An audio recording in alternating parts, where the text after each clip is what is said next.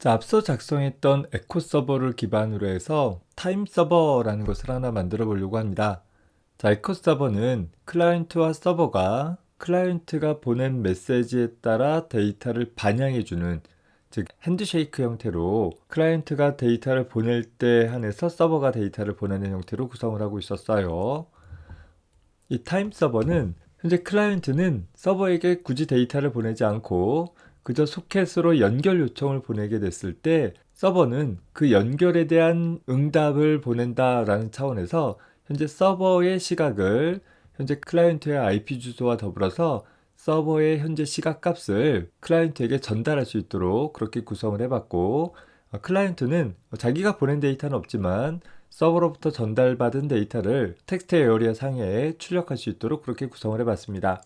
자, 이때 서버는 현재 접속 요청을 한 클라이언트에게 데이터를 전달해주고 나서는 연결을 바로 그냥 종료해버리는 처리를 수행하도록 했고, 클라이언트 입장에서는 이후 접속하는 행위를 통해서 서버에게 새로운 연결 요청을 보내고 그에 따라서 다시 현재 서버의 시각을 회신받을 수 있는 이런 형태로 구성을 해봤습니다.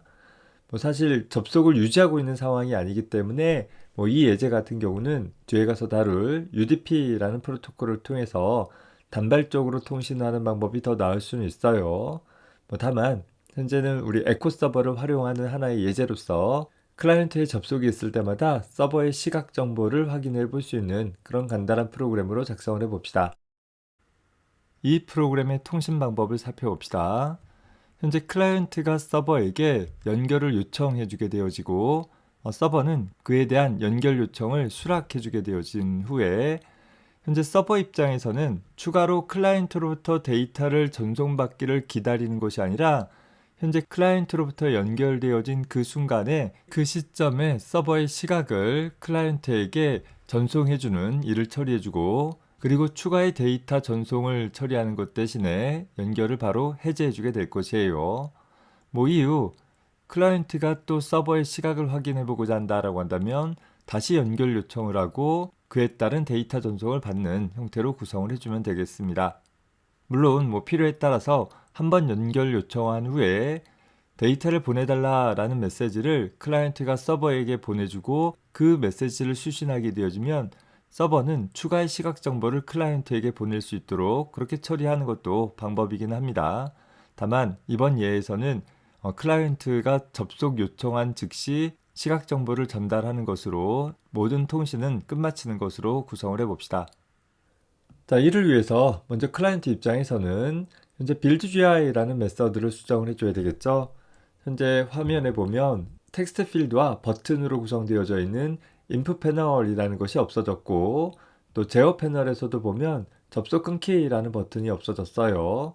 거기에 따라서 적절하게 화면 수정해주는 일을 필요로 할 것이고, 그 삭제되어진 코드와 관련되어지는 부분들은 모두 주석 처리하거나 혹은 같이 삭제를 해버리면 되겠어요. 자, 그리고 connect to server라는 메서드에선 이제 클라이언트 입장에서는 서버에게 어떤 데이터를 보낼 것이 없기 때문에 현재 출력 스트림 객체인 버퍼드 라이터를 삭제를 하고 오로지 서버로부터 전송받는 시각 정보만 유지할 수 있도록 하기 위해서 문자열의 형태로 전달받는다 라고 가정을 해서 버퍼드 리더만 유지할 수 있도록 그렇게 구성해 주면 되겠습니다. 이후 현재 접속이라는 버튼이 눌리게 되어지면 서버에 접속하고 서버로부터 데이터를 수신받기 위해서 우리 앞서서 작성을 했던 receive message라는 메서드를 호출하고, 그리고 서버는 더 이상 나에게 데이터를 보내지 않을 것이기 때문에 현재 서버의 접속을 끊어버리는 처리까지 수행을 해주면 되겠습니다. 마찬가지로 타임 서버는 에코 서버 GUI라는 소스 코드를 기반으로 해서 수정을 해보려고 해요. 이미 에코 서버가 스레드를 도입해서 다수의 클라이언트로부터 요청을 받을 수 있는 상황이니까 타임 서버 역시 다수의 클라이언트로부터의 접속을 용인하는 그런 형태가 될 거예요. 다만 서버 입장에서는 클라이언트와 지속적으로 정보를 주고받는 일들을 하지 않기 때문에 그다지 큰 의미는 없을 것 같긴 합니다. 어쨌든 receive messages라는 메서드에서 현재 클라이언트 소켓을 전달받아서 클라이언트와 상호작용하는 그런 부분들을 담당하고 있는 주된 메서드이죠. 자, 여기서 버퍼드 리더는 이제 더 이상 클라이언트로부터 수신할 데이터는 없으니까 삭제해주면 될 것이고, 더불어서 입력 스트림 객체로부터 반복적으로 클라이언트로부터 전송되어지는 데이터들을 수신하려고 하는 행위들을 하는 것 대신에 클라이언트는 서버에게 데이터 자체를 보내주진 않잖아요. 따라서 현재 접속 요청을 한 클라이언트의 IP 주소와 서버의 현재 시각을 하나의 문자열로 만들어서 클라이언트에게 출력 스트림을 통해서 전송하는 처리를 해주기 바랍니다. 이를 위해서 현재 클라이언트의 주소는 클라이언트 소켓, 즉 accept 메서드의 반환값으로부터 생성되어지는 그 클라이언트 소켓에 대해서 get inet address라는 메서드로 호출하면 인터넷 주소에 대한 정보들을 얻어낼 수 있어요. 그 객체에 대해서 다시 get host address라는 메서드로 호출하게 되어지면 시스템의 IP 주소를 얻어낼 수 있게 될 것입니다. 사실상 좀 더 간단하게는 이 메서드로 호출하지 않더라도 이 내용을 문자열로 출력하게 되어지면 IP 주소가 출력되어지기도 할 것이에요.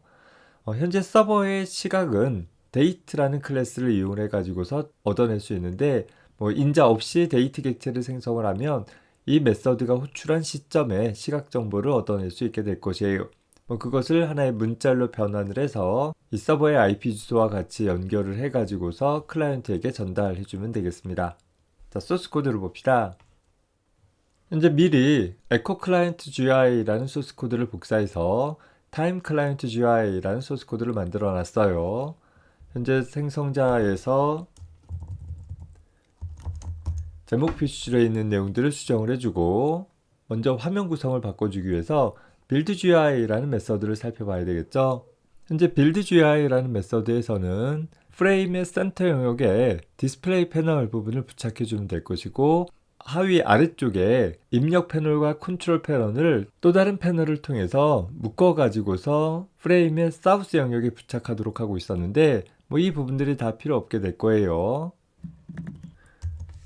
즉 이 부분들을 모두 다 막아버리고 현재 프레임의 사우스 영역 쪽에다가는 컨트롤 패널만 만들어서 부착을 해주면 되겠습니다. 따라서 입력 패널 부분들도 모두 필요 없어지겠죠. 전체를 잡아서 블럭 처리하거나 혹은 삭제해주면 되겠고 컨트롤 패널 부분에 가서도 보면 접속 끊기라는 버튼이 필요 없겠죠. 따라서 접속 끊기 버튼에 대한 내용들을 삭제해주고 접속하기 버튼을 눌러지게 되어지면 바로 접속 요청한 후에 서버로부터 데이터를 수신하고 나서 접속을 끊어버리기 때문에 굳이 버튼들을 비활성화하거나 활성화하는 처리를 해볼 필요는 없을 것 같아요.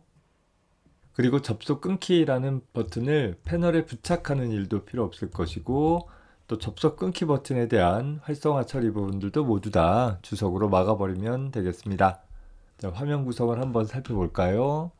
저장하기 그리고 실행하기 눌러보게 되면 다음과 같이 접속 끊기와 종료하기 두 가지 버튼만 남기는 했는데 현재 이 아래쪽 패널을 보면 현재 그리드 레이아웃을 이용해서 한 줄에 3개씩 연결될 수 있도록 설정을 해놨었을 거예요.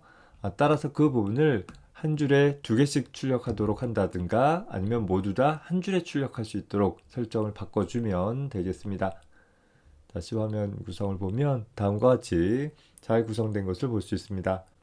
자, 이후 우리는 접속하기라는 버튼이 눌려지게 되어지면 서버에 접속하는 메서드 외로 현재 서버로부터 메시지를 수신하는 메서드와 그리고 수신이 끝나면 현재 접속을 끊어버리는 메서드까지 일괄 처리될 수 있도록 그렇게 구성을 해볼 것입니다.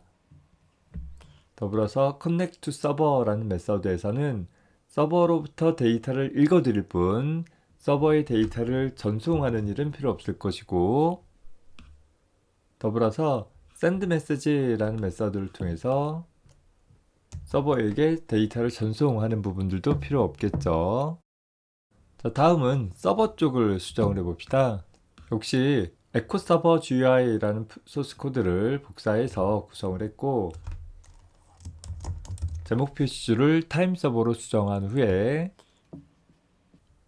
receive messages라는 메서드에서 우리는 클라이언트로부터 수신할 필요가 없기 때문에 입력 스트림은 없애버려도 되겠죠. 자, 그리고 입력 스트림으로부터 반복적으로 읽어드리는 일 역시 필요하지 않게 될 것이에요. 그저 우리는 현재 매개 변수로 전달받은 클라이언트 소켓으로부터 현재 클라이언트 측의 인터넷 주소와 현재 서버의 시각 정보를 하나의 문자열로 엮어서 출력 스트림에다가 하나의 계획 문자와 같이 연결을 해서 출력해주는 일을 수행을 해주면 되겠습니다. 이 부분을 프린트 라이터를 사용했다라고 하면 write 메서드 대신에 println이라는 메서드를 이용해서 계획 문자 없이 출력해도 똑같은 효과를 간단하게 얻어볼 수 있도록 구성해 볼 수 있겠죠. 자, 현재 date 클래스가 임포트가 안 되어 있네요. 현재 date 클래스는 우리 java.util 패키지에서 제공하고 있는 date 클래스를 사용을 해주면 되겠습니다. 자, 저장해주고 오류 없는 것 확인해 보고요. 자, 그리고 각각 클라이언트 프로그램과 서버 프로그램을 실행을 해 보겠습니다. 클라이언트 측에서는 그저 서버에게 접속을 요청해 주게 되어지면 서버는 요청을 받자마자 그 요청받은 클라이언트에게 다음과 같은 문자를 만들어서 다시 반영해 주는, 전송해 주는 그런 처리를 수행을 해 주고, 그리고 접속을 끊어 버렸어요. 따라서 클라이언트 입장에서는 또다시 서버에게 요청을 보내기 위해서는 접속 처리 과정을 통해서 정보를 전달받을 수 있도록 그렇게 구성을 해 두었습니다. 통신하는 방법은 접속을 계속 유지할 것인지 혹은 일련의 데이터를 주고받은 후에 접속을 끊을 것인지는 각 통신하는 프로그램마다 적절한 절차들을 두어서 처리를 해주면 되겠습니다. 다만 이번 예제에서 확인해 볼 것은 클라이언트에서 접속 요청도 서버 입장에서는 하나의 데이터를 받은 것처럼 생각되어질 수 있는 여지가 있다라는 것이겠죠. 다만 접속 요청은 접속이 끊어진 다음에만 요청을 보낼 수 있기 때문에 서버 입장에서는 클라이언트로부터 지속적인 정보를 전달받을 수는 없는 것이고, 물론 서버는 클라이언트에게 지속적으로 데이터를 보내는 일은 할 수는 있겠죠. 다만 클라이언트가 서버에게 다시 데이터를 보내기 위해서는 결과적으로는 클라이언트도 서버도 별도의 스트림을 가지고서 주고받는 일들이 필요하겠구나 라는 것을 확인을 해두기 바랍니다.